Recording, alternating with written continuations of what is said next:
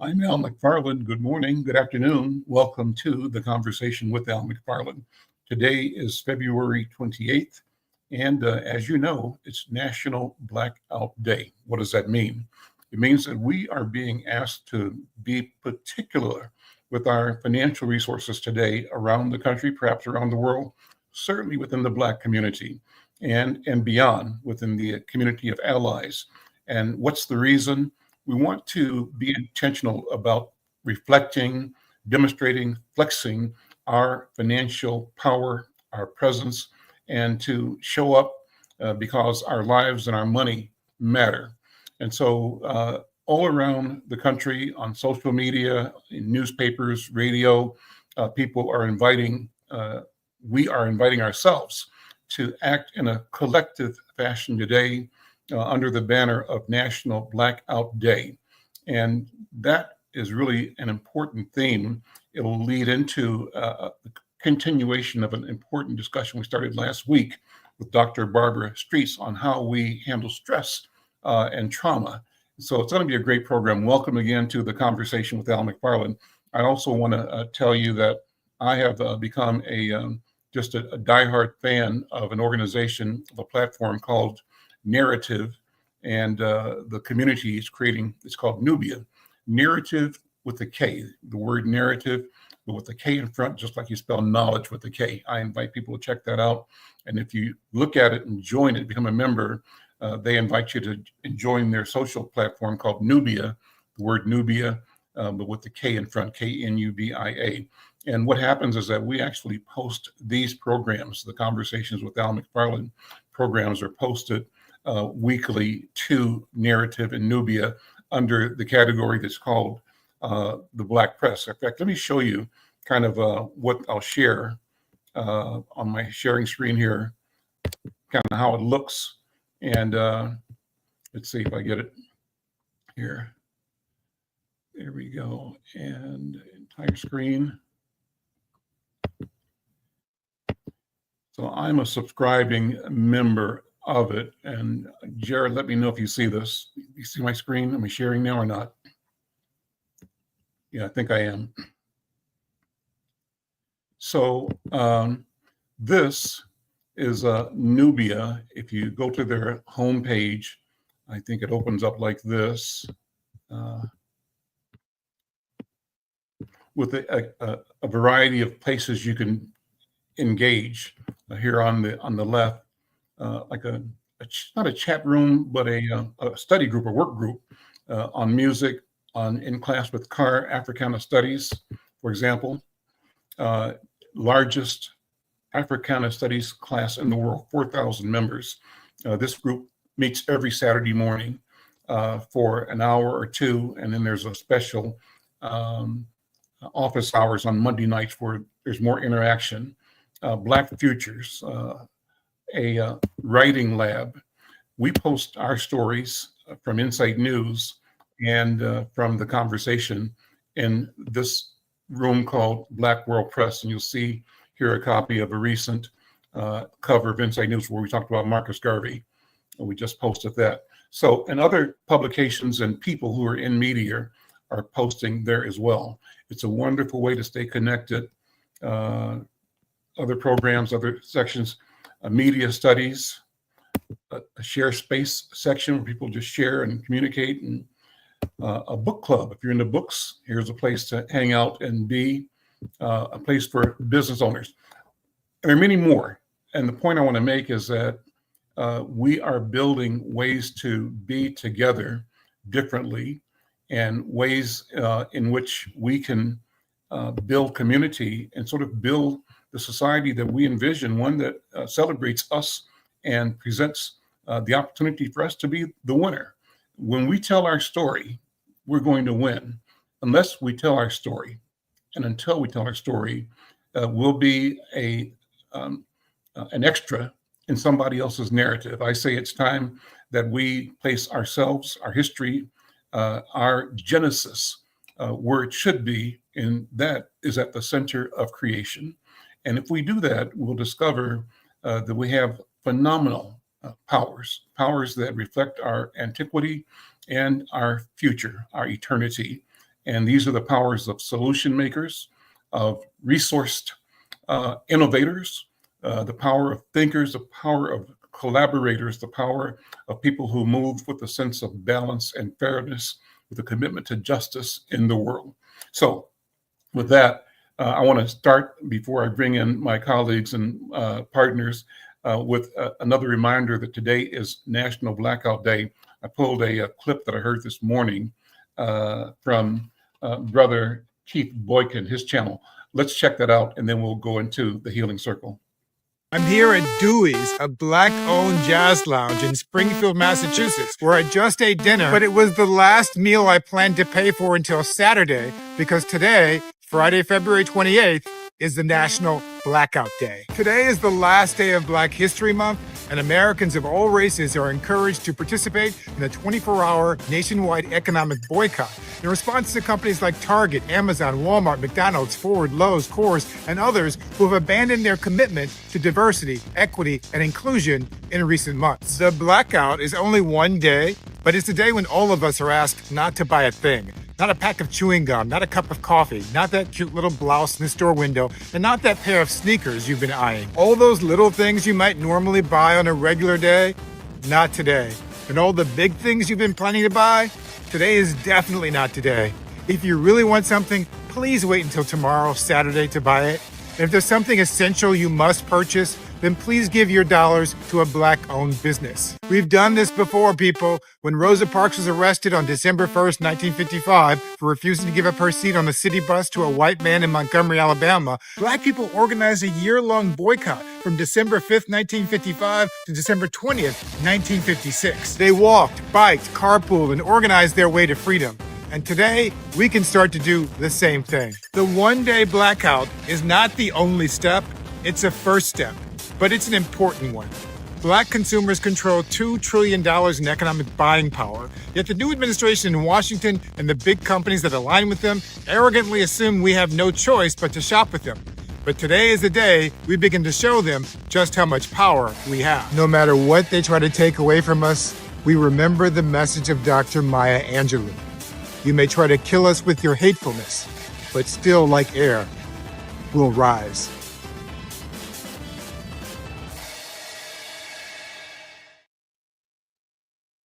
What a powerful message. Well, you know what to do. Today's the day.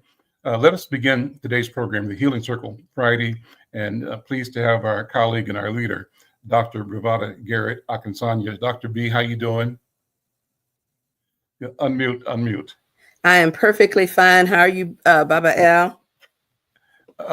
I am well.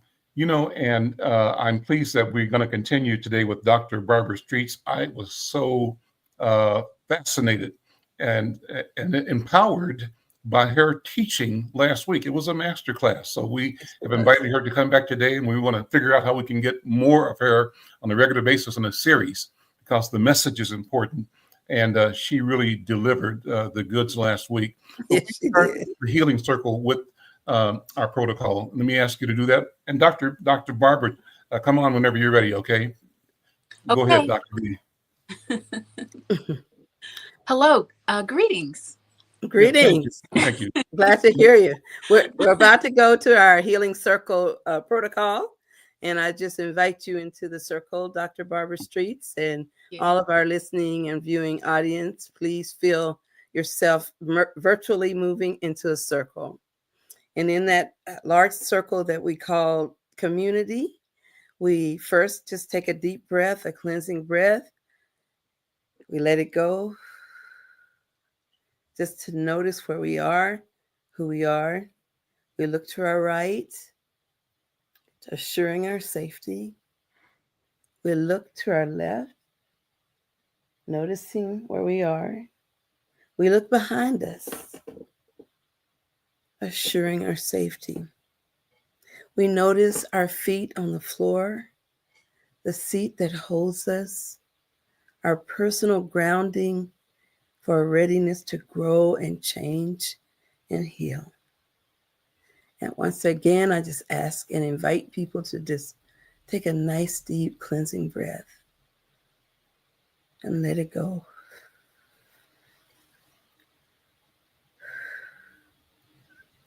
So in this healing circle, we recognize that we are in a circle because in a circle, there's no top, no bottom, no beginning, and no end.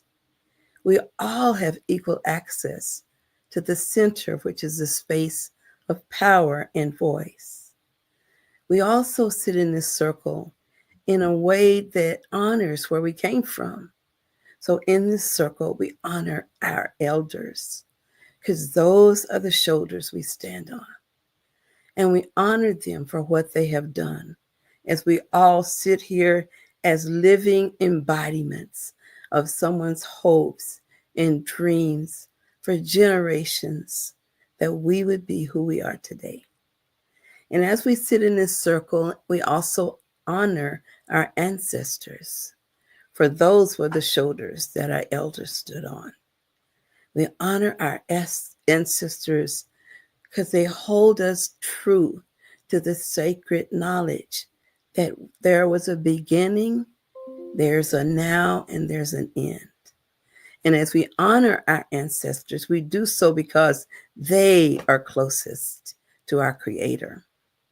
We recognize the value of consubstantiation, that all living things are connected to the earth, to the sky, to each other. And with that, we begin to recognize the orderly nature of the circle. For in the circle, African people began to have voice by sharing the talking stick as a symbol of our permission from the entire group to speak. So as we use our virtual talking stick today, it will pass from miles and miles of separate spaces to each of us in circle. And we also note that because this is a spiritual process, if the spirit hits you and you need the talking stick, we just pass it right on.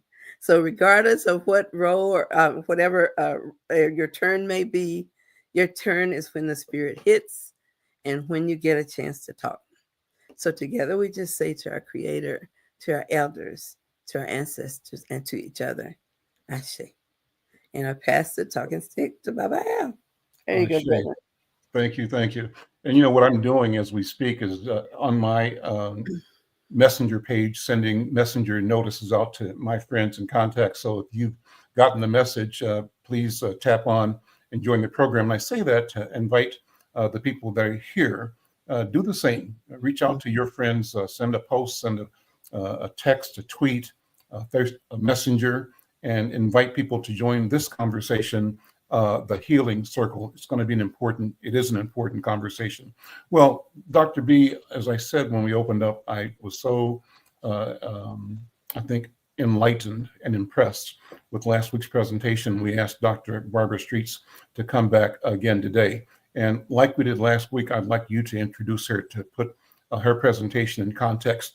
And in the process between you and Dr. Streets, maybe Dr. Streets, present your credentials from where you deliver this professing that you are doing as we speak in this program. And please then go ahead and take the talking stick and continue our discussion. Our theme today is how we survive and navigate the stress of the times. And that stress is not letting up, it's intensifying. But Dr. B, I'll hand it back to you to introduce again our special guest, Dr. Barbara Streets.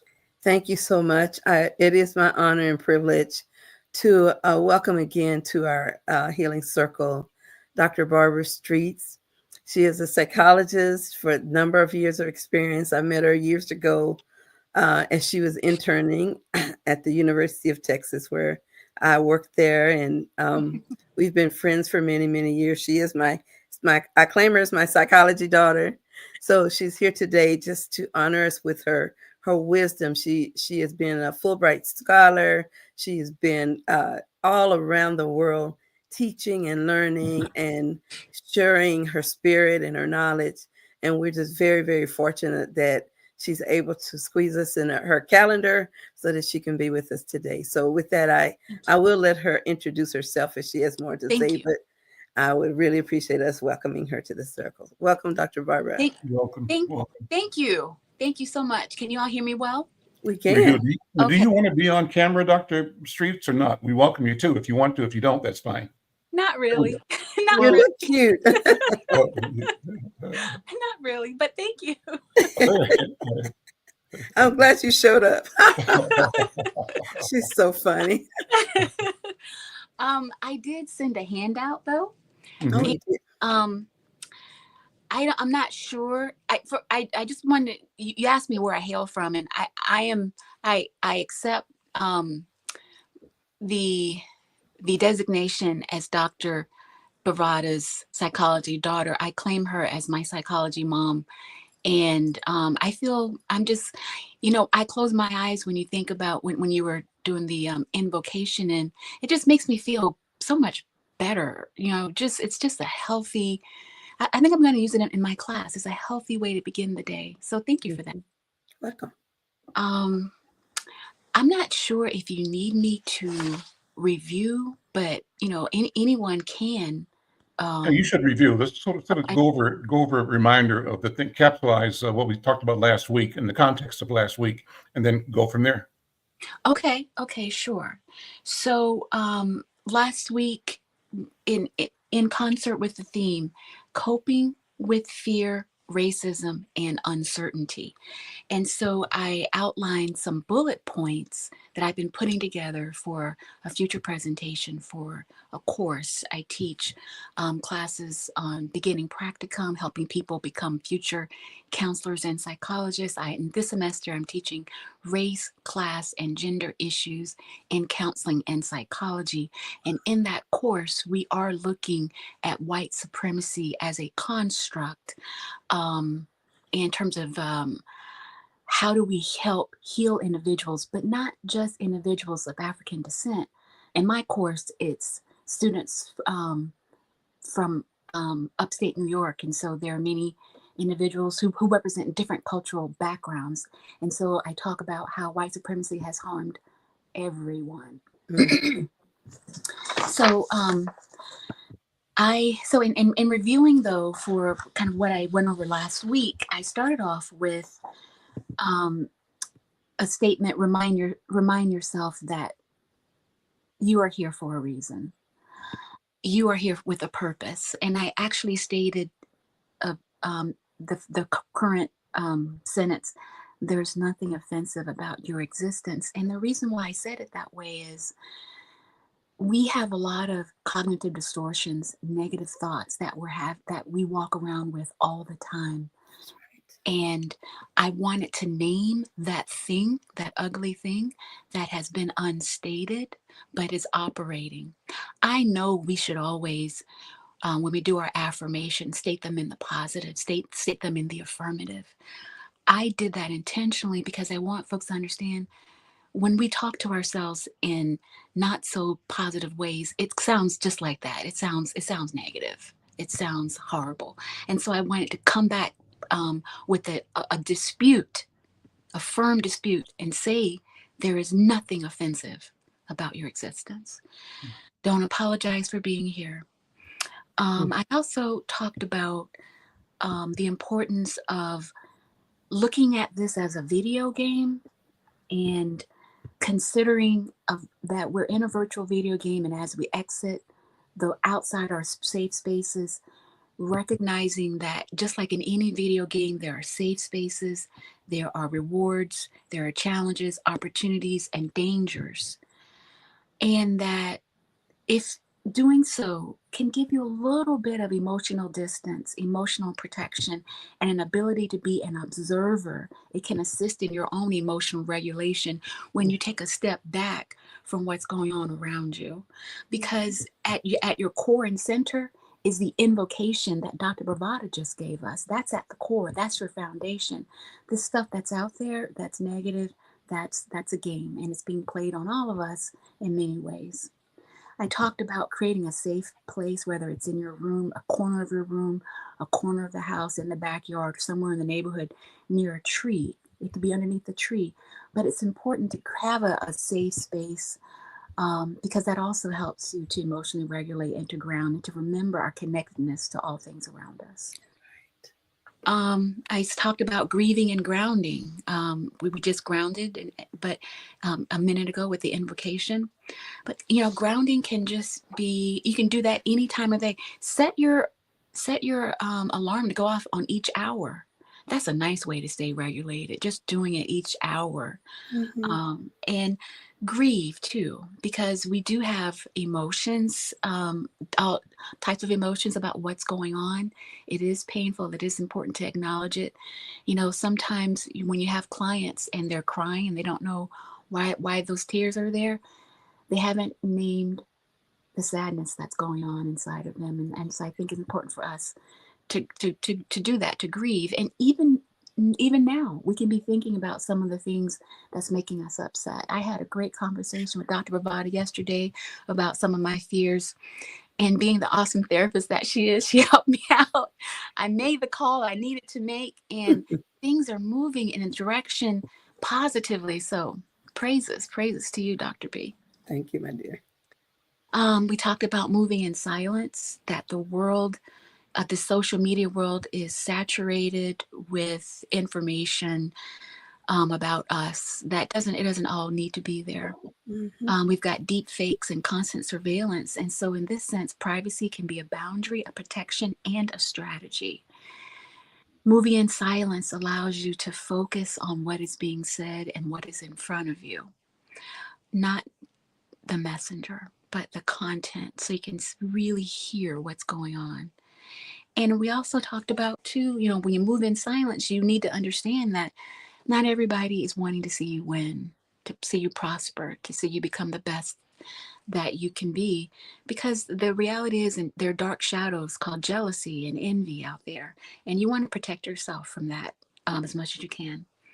We talked about a 3-dimensional chess game. Do you know that Star Trek has a 3-dimensional chess set in some of their episodes? Shout out to all the Trekkies out there. So understand so that your chess opponent who's right in front of you is making some moves, some very interesting moves, and we want to approach this with wisdom and with discernment. And that means first trying to understand that even inside this video game, there's a 3-dimensional chess game going on. And before you just take any random move, no chess master moves without thinking 4 or 5 steps ahead, right? So I mentioned why it's so important to understand what's in front of you. When I say opponent, I don't mean necessarily one person. I mean the system, the policy, the dynamics that you're seeing, the stuff. Excuse me. So it's important to understand your opponent. I ask people to look at something we call in psychology the dark triad: Machiavellianism, narcissism, psychopathy. Because when you understand those types of personality types, it can help you unpack what you're seeing politically. It can help you become sober to the idea that it's not just people that operate with narcissistic or dark triad characteristic traits, but systems can also operate. Policies can operate in that way. And so it's important to try to unpack that.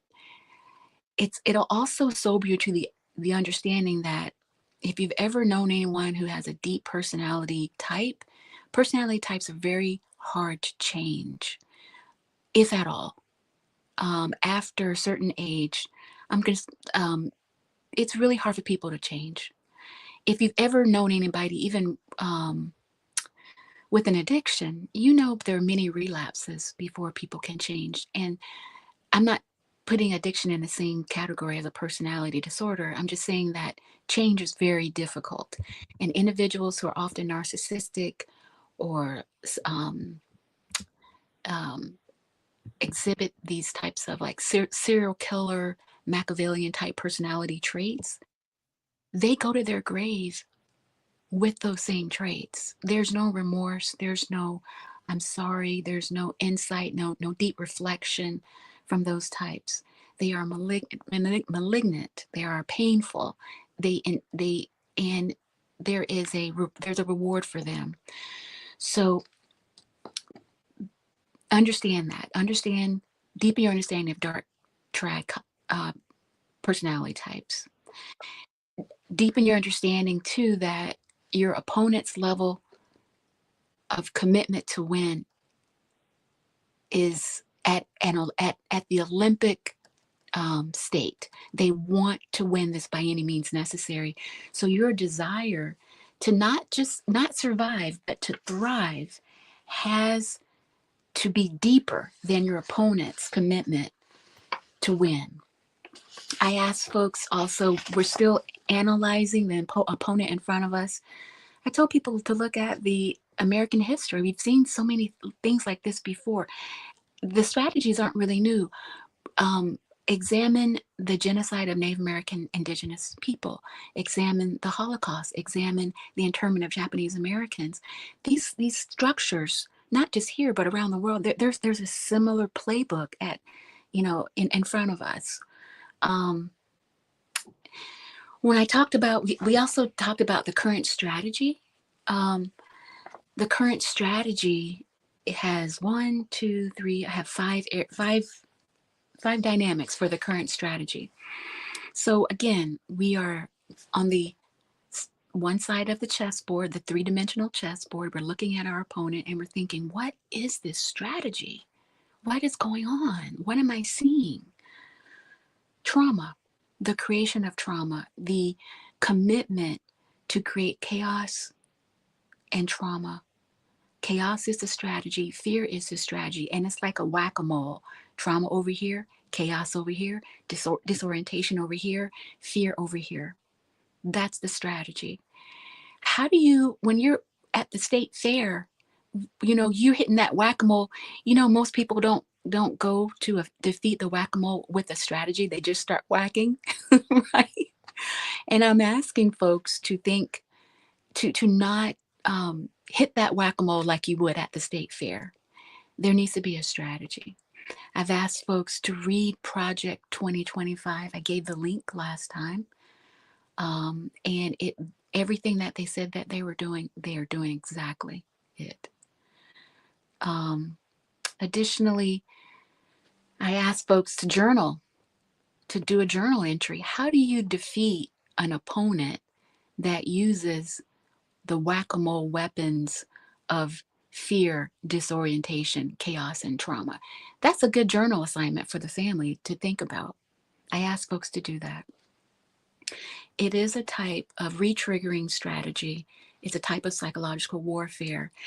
And we often don't think about that when we play, even when we play games, on the basketball court, or we don't think about the psychological warfare, but it's very sophisticated and it's different. So the strategy has to be different. So we're examining it. Again, we're still sitting in front of the three-dimensional chess game inside of this virtual game. Are you with me? Yes. I want you, I didn't say this last time, but I think it bears saying, I want you to examine what has been your go-to PTSD response. When you're stressed out, do you fawn, freeze, fight, or flight, or feign ignorance? What's your go-to?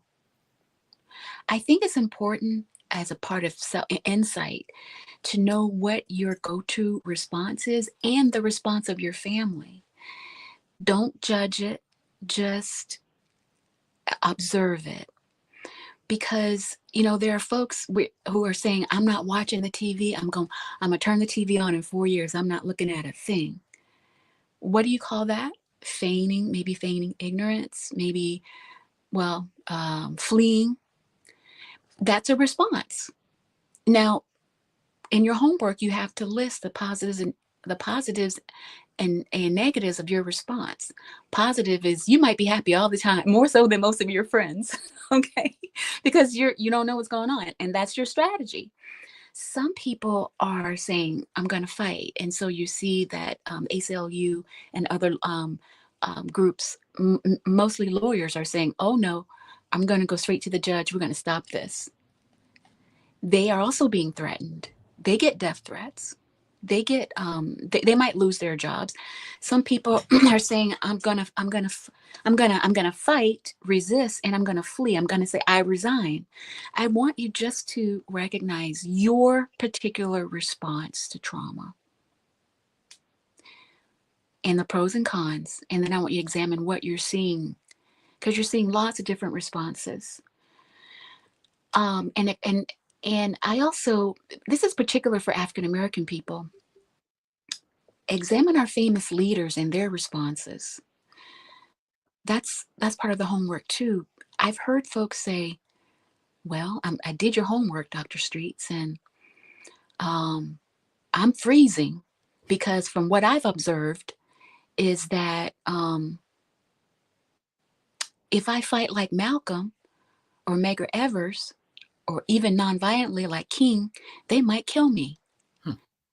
And I got 2 babies, another one on the way, and blah, blah, blah, blah, blah.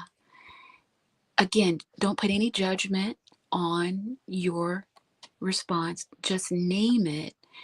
I think it's just important for us to be honest about what we're feeling, to be honest about what we're fearful of, because you can plan your strategy accordingly.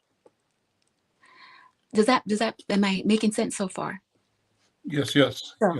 So talk about these fears openly and dispute them. Not everybody got killed. Yes, there were major leaders that got killed, but not everybody did. But that work of disputing some of those beliefs comes later. What I'm suggesting right now is just sit with it and reflect on it. To name that thing which is fearful to say out loud, that you're afraid. We have your notes, Dr. Barbara. You want us to put those up on the screen? No. Not yet, but in 1 second. And okay, then let me know when. Sure. And fawning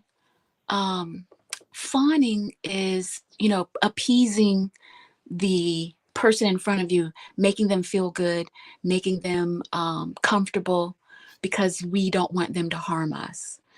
There's some really good examples of fawning by all folks of all cultural backgrounds. If you are observing the news, people are trying to find a way to survive. The goal for everybody is they're trying to survive. For your family, think about, how can you survive with your dignity intact? How can you survive in a way that makes the 7 generations out feel good about calling your name and saying, I'm honoring my ancestors? If honor is important to you, if dignity is important to you. So again, we're still examining the strategy, y'all. So 1 was create trauma, and then because trauma is being created, we need to understand how we respond to trauma. 2, what we're watching is servicing the needs of white supremacy, securing the existence of white people and the future for white children. Now, it's not always stated, but sometimes it actually is stated. We want jobs for white people. If you listen to the news, you'll hear phrases. If you look at the optics, you'll see you'll see this very thing, this servicing the need of white supremacy. I know that maybe not everyone understands what I mean when I say white supremacy. So I do want you to pull up the handout that I gave. There's a triangle on it called the iceberg. Jarrett, pull it up. Bring it up, Jarrett. Yeah. It's going to be further down on the page, I believe, all the way. Is either at the very top or is that at the very top, at the very, very top of the page. Keep going up. No, the triangle was there, but No, not it. It should be an ice. It's an iceberg Okay. all the way to the top. There it is. Okay. And maybe if you, I don't know if we can see it. That's it. That's it. It's called the overt white supremacy. Even if you can't see it well, if you Google iceberg of white supremacy, you'll see this triangle, and it's meant to look like, to be an iceberg, where, you know, an iceberg, you can only see a part of it. Mm. It's the part underneath the iceberg that sunk the Titanic. Mhm. And oftentimes it's the part underneath that can disrupt a democracy. Huh. It's the part underneath that can harm our families.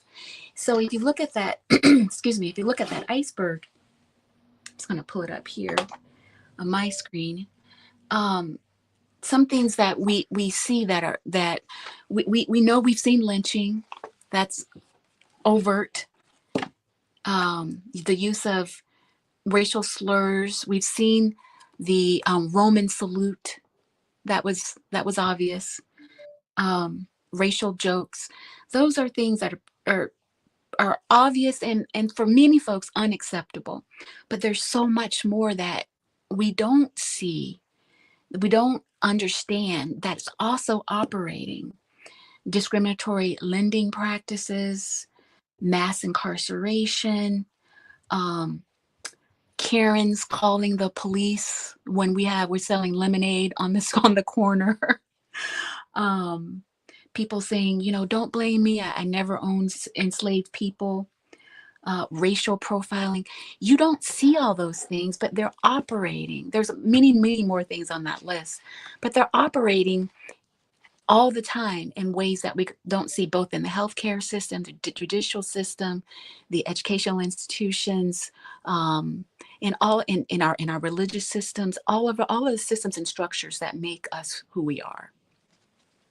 So one of the things that I asked folks to take a look at is, when you look at some of the executive orders, or when you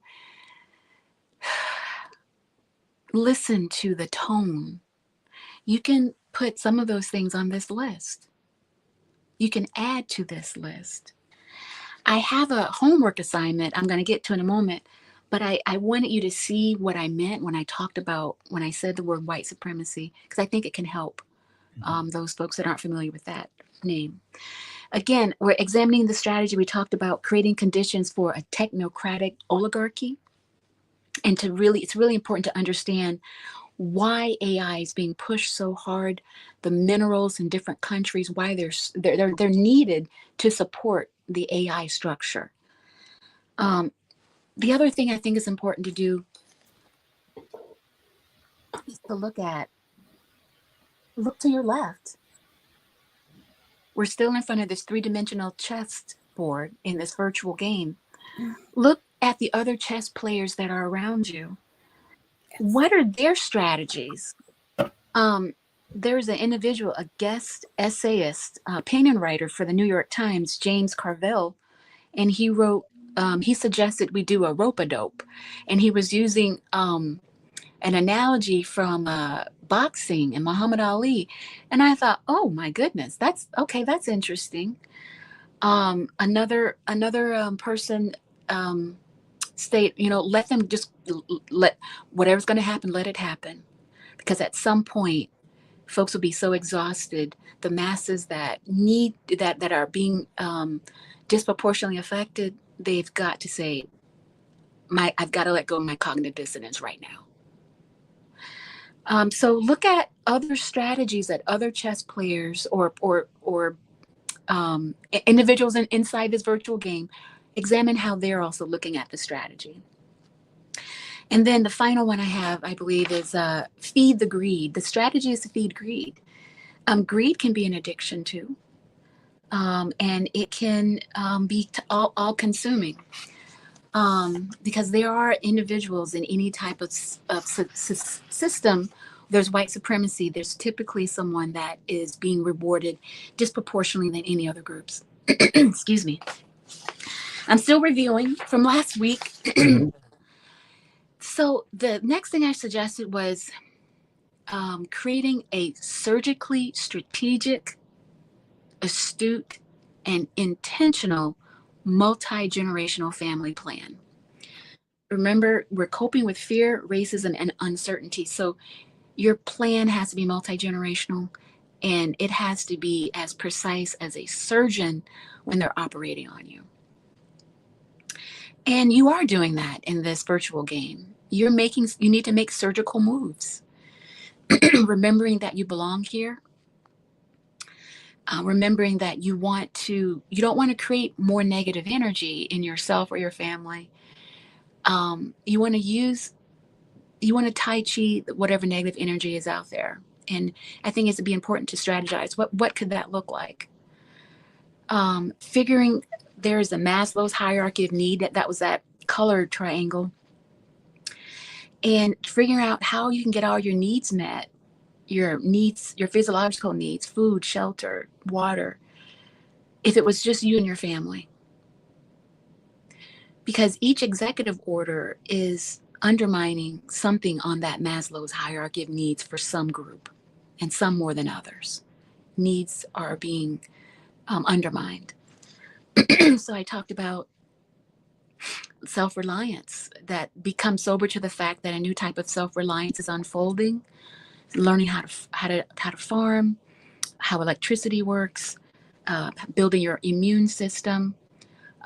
It's a really good time to talk to family lawyers and doctors, and even have family meetings where you hear from people who have particular expertise talking and giving you advice for free. Is there an herbalist in the family, a pediatrician? If you don't have it, figure out who can start studying that now and make that their thing and be the go-to person for that field. So every triangle in Maslow's hierarchy of needs is being attacked. It's hard to reach self-actualization if Medicaid, if your health is being undermined. If you're worrying about where your medicine is, if you're even going to get your medicine, it's hard to think about self-actualization, self-esteem needs, love needs, anything else, because you have these basic needs met that are not being met. Review this family plan often. And even if someone new is elected in 2028, this has to be a sobering injection that the family plan isn't abandoned. You stick to it. You stay with it. And I would even suggest prepare. I'm not a doomsday kind of person. However, I think it is important to prepare for it getting even worse. Things becoming even worse. And there are lots of how bad. I know you're not doomsday, but I can't resist the question: how bad can it get? What is the doomsday scenario? Well, there's a lot of things on Netflix that are talking about that. I mean, they're already out there if you're looking at Netflix at all. But and a power outage and a cyber attack that takes out our use of electricity and internet. You watched 0 Day? Did you watch that on Netflix? I did. That's a good one. Okay. So, there are lots of things like that out there. Again, I'm not a doomsday person. However, I think it would be wise to plan for things becoming even worse. But still, with all of that, self-regulate, conserve your energy. I think those things are very important. I'm going to continue. I talked about removing or significantly limiting toxicity from your life. That means people. We all know that you don't have to speak it out loud, but there's some people in life that probably shouldn't be there. Mm-hmm. There are places you go you probably shouldn't go. There are things you're doing that are not to help, that they don't reach your best potential. There are behaviors that you engage in that are not helping you reach your best potential. Food that you're eating, music that you're listening to, all of those things, you have to significantly eliminate toxicity in your life. Because why? Because it's asking too much of you to deal with the current political landscape and at the same time all these other toxins. It's too much. It's almost like you have to be your superhero self right now to be able to listen to the news for maybe 2 hours and still feel like today's an amazing day. You can do that if you're in your superhero era. And superheroes, you can't have toxicity, people, places, things, behaviors, food, or music in your life. That's right. Dr. Barber, let me just ask you right quick. Okay, so you're kind of touching on it, but what about context that you cannot escape? Some of us have jobs that we can't leave. I don't know, because maybe we don't have the resources to quit a job. We have to stay on it. Some of them are relationships we feel stuck in, and it's because maybe we're caring for an elderly parent or a partner that's unemployed and and demanding things. It's just multiple types of environments that I don't think are easy to escape from. So what do we do when we get people stuck in those kind of situations where they may not be able to get out of that situation, but they still got to survive and hopefully thrive through it? What would you recommend for that? That's a hard situation, and I agree with you. There's lots of people in that place. One thing I would say is ask for help. That's something that even I have. I struggle with asking for help. It's amazing though. When I asked you for help, you helped. It works. Ask for help. Taking risk and letting people know what you need. This really relates to this conversation we had yesterday. Yep. You asked me. You gave me 3 things to do. To ask. I did. And it was okay. And if it had gone the other way, it would have been okay too. But I took the step. So asking for help. I asked you for help. You helped me. I did the thing. I followed through even though I was afraid. And now I have a plan of moving forward. So I guess the number 1, ask for help. Yeah. Number 2, delegate. You don't have to do everything. Can you say that one more time? I think I need to hear it. Just one more time. I need to hear it too. Say delegate. Delegate. Because you don't what? What? You said I don't have to do everything? You don't have to do everything. You don't have to do everything, and you don't have to do everything perfectly. I know that the folks up here, many of us are probably type A's or perfectionist type personalities. I don't like to go to bed with dishes in the sink, but I've been experimenting with letting them sit in the sink. Nothing happens. They're still there the next day. It's okay. Nothing happened to them. So ask for help, delegate, set some boundaries. I'm aware that new moms, new parents, individuals who are breastfeeding, I recognize those. It's very, very difficult, and you need help. Ask for help.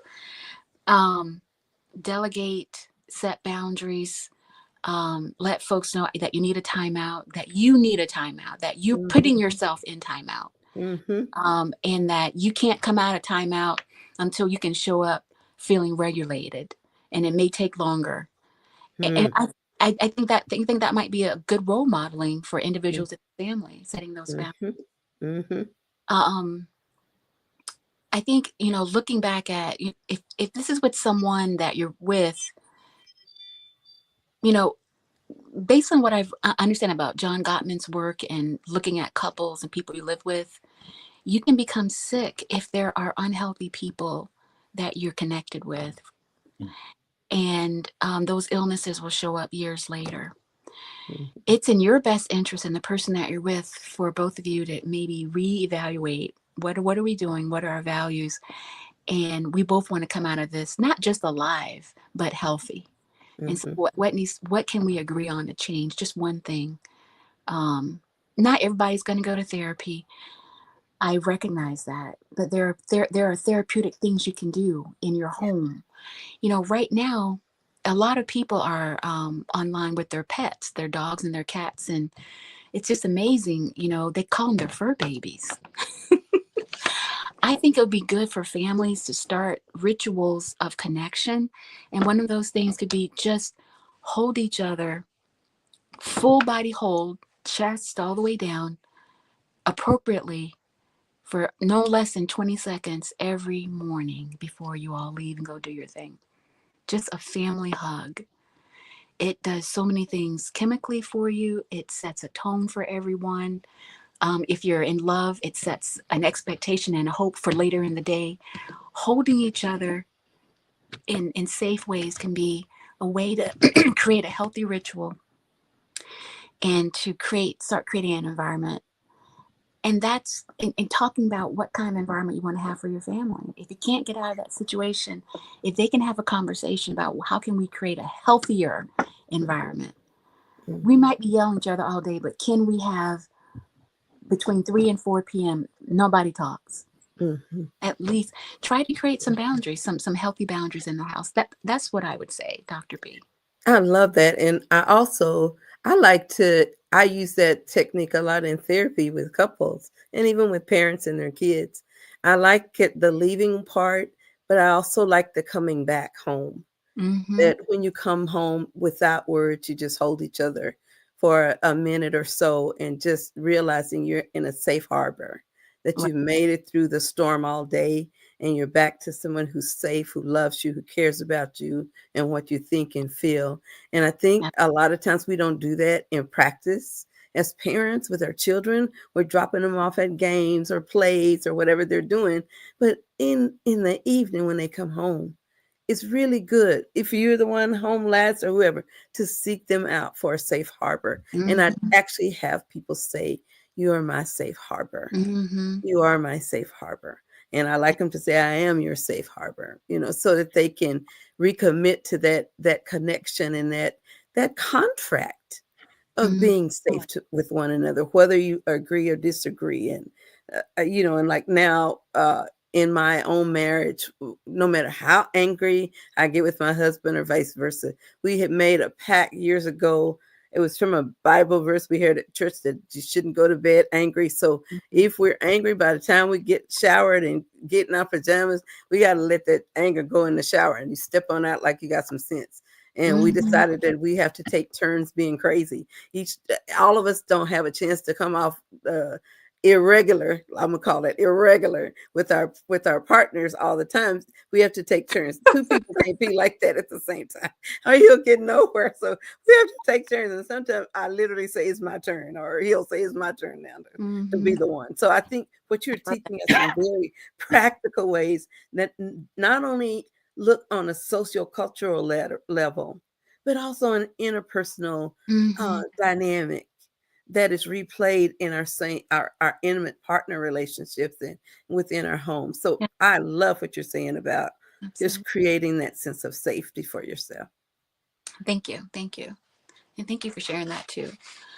I'm aware of the time, but I'm going to go to, there are a couple of other things, but I want to go to the very last thing on the list. And it was, I give a lot of homework assignments or in-class activities, and it relates to the, that iceberg that I talked about earlier of white supremacy. And all of these, the topic, coping with fear, racism, and uncertainty, that iceberg has always been with us. It's always been it is a part of our history. Every single one of us, just by living in the U.S. as a person of African descent, or if you're an immigrant, and some of those things may also apply to you. I recognize that African Americans we are not a monolithic people. We are complex and we are multifaceted. And however, that iceberg, there are many elements on that iceberg that can apply to all of us. I want you to take that and imagine, kind of like in the Matrix. You know how they pushed the screen away, but it's still there. You can still see the words.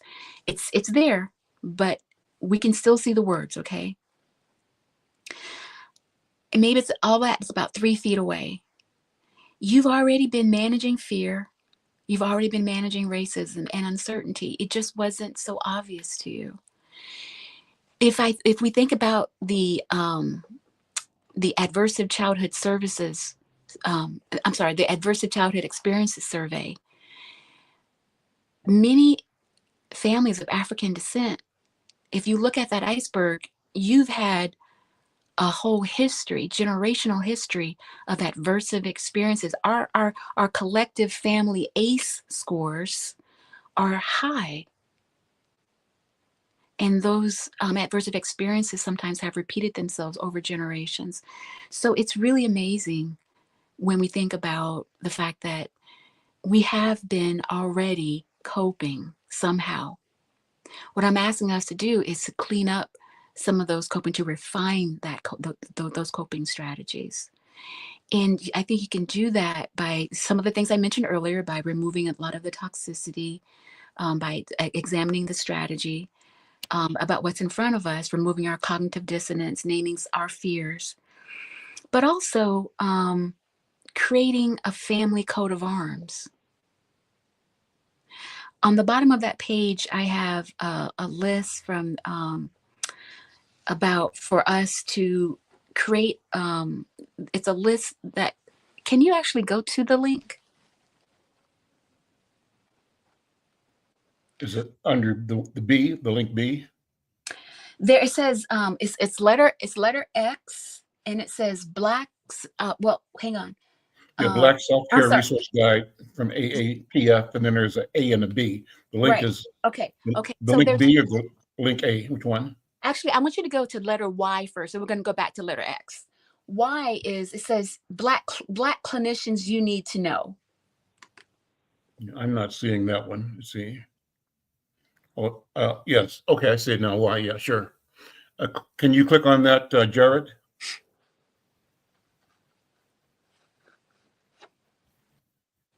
Sure.